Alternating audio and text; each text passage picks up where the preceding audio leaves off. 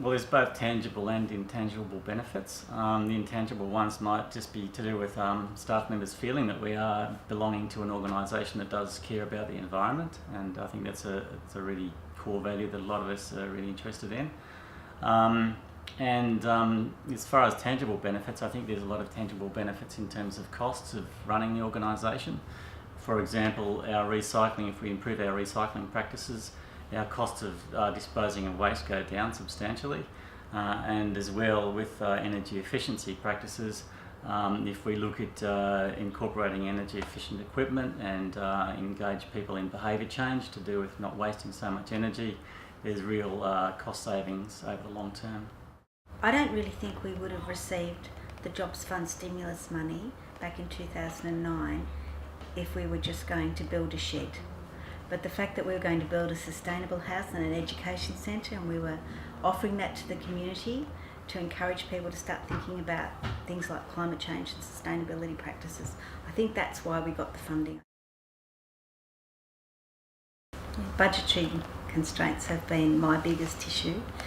We would love to have ran out and bought everything that we needed to buy to get things moving, have everything made that we needed to have made, have all the right things done, particularly on the sustainable house, but it just isn't practical when you've got limited dollars.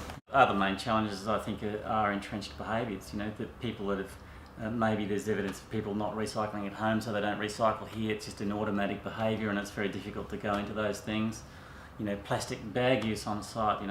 Plastic bags have been banned from supermarkets in 3 Australian states, and we're looking at how we can bring about that change within the organisation to sort of be proactive rather than a reactive change there. So things like that, it seems like a minor thing, but it's actually about bigger behaviour situations. How can we all be engaged in a lot of different ways? It's actually quite difficult to get all of these different aspects changed. It was actually the board that tabled it first. When we had our growth spurt in around 2007, the board was very, very determined that we would do this in the right way. And we started then talking at board and senior management level at how we could introduce sustainable practices into the organisation, how we wanted to actually look. So 100% support from the board, always has been 100%. People who sort of look outside the immediate, look at the bigger picture, the political picture, look at sort of international trends. I think those people have got, they really can contextualise why we're doing what we're doing. And I think it's good to have a broad political view about, what's going on in the outside world.